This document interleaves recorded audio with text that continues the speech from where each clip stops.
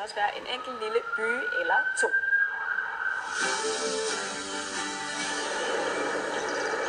Fundet af 3 dræbte israelske drenge på Vestbredden og senere en hævndrabet på en palæstinensisk dreng har fået konflikten mellem Israel og Hamas til at blusse op for fuld styrke. I den seneste uge der har Hamas sendt et hav af raketter ind over Israel, som så har svaret igen med bomber og missiler. Og samtidig så stiller de så også tropper op ved grænsen til Gazastriben.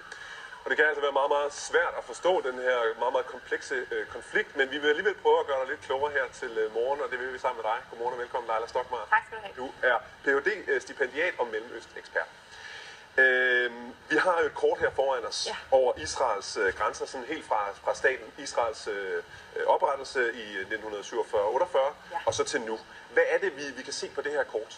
Helt grundlæggende kan vi se, hvordan konflikten har udviklet sig i forhold til, hvor meget land hvilken part har haft, altså israeler i forhold til palæstinenser. Og her i 1947-48, hvor FN vedtog det, der hedder en delingsplan, hvor man fordelte land mellem israelere og palæstinenser, der ser vi, hvad der var intentionen fra det internationale samfund om, hvor meget der skulle være Palæstina, det grønne, og hvor meget der skulle være Israel, det hvide. Det hvide var Israel, ikke? Så udbryder der krig, og situationen bliver så efter krigen en anden, og Israel får meget mere land via krig og tager meget mere land, end de har ret til i forhold til den FN-beslutning, man har truffet. Ja, fordi der var jo den her 6-dageskrig i 1967, som Israel vinder over Egypten, Jordan, Syrien og Irak.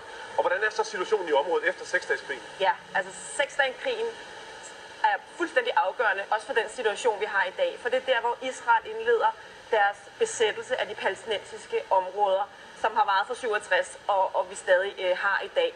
De grønne områder her. Og det er jo selvfølgelig en brutal og voldsom krig, der igen sender mange palæstinensere på flugt ud af både de palæstinensiske områder ud af Israel. Men det betyder simpelthen efter krigen i 67, at palæstinenserne har endnu mindre land, end de havde her tilbage i 47-48, og i princippet bygge en stat på, som jo er det... Men det der er deres mål. Ja, og det internationale samfund arbejder på, at palæstinenserne skal have deres egen stat. Men det bliver jo så mindre territorie, de får her. Plus oveni, at de har mindre territorie, så finder de så også en situation, hvor de lever under militær besættelse. Og det er både Vestbredden, som vi har heroppe, hvor der bor flest palæstinensere.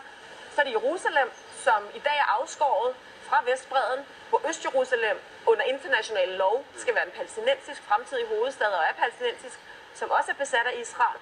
Og så har vi Gazastriben hernede på grænsen til Egypten, som vi ser heftige bombardementer i dag, som også er besat palæstinensisk territorie. Ja, det er meget komplekst, og så hører man jo også altid om, at PLO, altså den palæstinensiske befrielsesfront, den spiller en meget aktiv rolle, og det var jo blandt andet med Yasser Arafat. Prøv lige at forklare lidt om, hvad er PLO for en størrelse for os, der ikke lige er helt inde i det?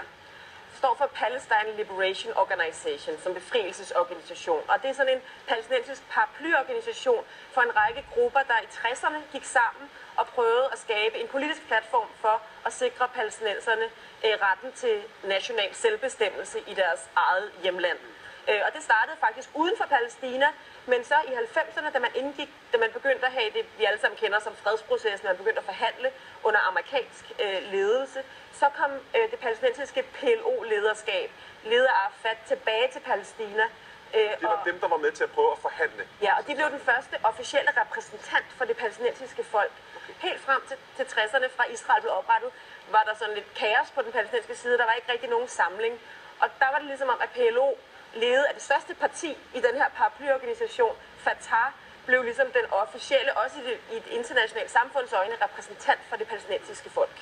Så hører man også et andet begreb, som måske også kan blive aktuelt nu her igen, nemlig intifada er. Ja. Altså intifada betyder oprør på arabisk, og dem har der været 2 af, ikke? Jo. Hvad har det været for nogle oprør? Hvad er der sket der? Der var i slutningen af 80'erne, og så var der et i starten, eller i år 2000, der brød ud som en reaktion på, at man ikke synes, at den her fredsproces førte til noget. Og det er simpelthen sådan en folkelig opstand? Det er en folkelig opstand, og den kan have mere eller mindre voldelig karakter. Den kan være baseret på sådan noget civil ulydighed, hvor der bliver kastet med sten, og så som den anden intifada bliver meget mere voldelig, hvor der bliver brugt reelle våben, og der er meget mere blodig kamp. Og der har været meget stor forskel på dem, men det er klart, at de begge to er et udtryk for, at der er en militær besættelse, at der er en situation, der ikke er holdbar, og folk på forskellige måder gør oprør, og gør også brug af terror som metode over for Israel. Ja. Hamas får jo så kontrol med Gaza i 2006, og Hamas er ligesom Israels modstander. Altså det er ligesom dem, der kæmper for et Palæstina, en stat der. Hvad er Hamas for en organisation? Ja. Hamas er ikke en del af den her palæstinensiske paraplyorganisation PLO. Den er ligesom sin egen og vokser frem i 80'erne, også lidt som en del af de her intifada-oprør, men også som en del af det muslimske broderskab, som vi ser i hele Mellemøsten, så er det ligesom den palæstinensiske version. Og det er en gruppe, så Hamas, der er... det er sådan en mere voldelig udgave. Det er slet ikke ligesom PLO, det er ikke politisk. Nej, man kan sige, at PLO har også brugt vold tidligere, men har så afsagt sig voldelige metoder, da man indgik i forhandlinger med Israel i den her fredsproces, der har kørt i 20 år nu. Men Hamas har ikke været en del af den her proces og har stået fast på, at vi har ret til at forsvare os selv og bruge voldelige metoder, så længe Israel er en besættelsesmagt.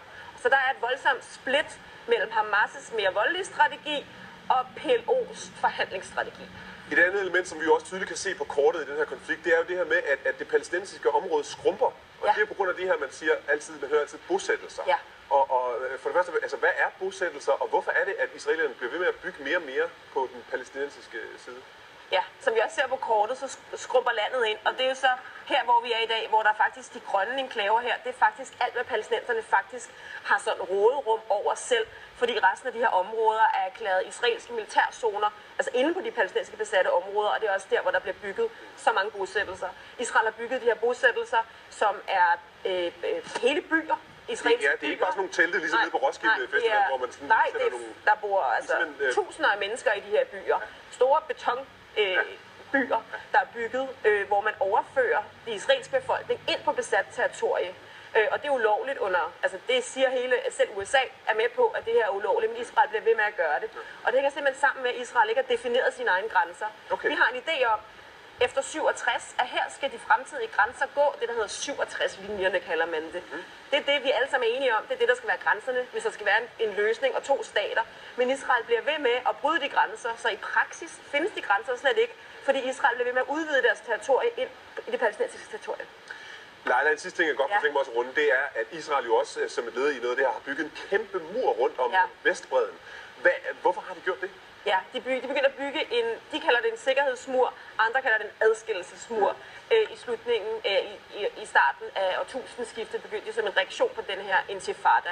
Og den byggede de ikke på de her 67 linjer, som er dem, vi alle sammen anerkender. De byggede dem inde på palæstinensisk territorie. Så den her mur har simpelthen været med til at tage endnu mere land fra palæstinenserne og indlemme mere land inde i Israel. Og hvis man har set billeder af den her mur, så kan man se lang del af strækningen er sådan en stor, råt beton, og det gør jo hverdagen fuldstændig umulig for palæstinenserne, fordi den zigzagger igennem landskabet. Så det er meget problematisk og en afgørende barriere for fred. Det er på alle måder et problematisk område og en problematisk konflikt. Tusind tak, fordi du lige var med til at prøve at gøre os lidt klogere, Leila. Det var rigtig dejligt. Vi håber, at det ikke bliver værre dernede, end det er lige nu. Tak skal du have.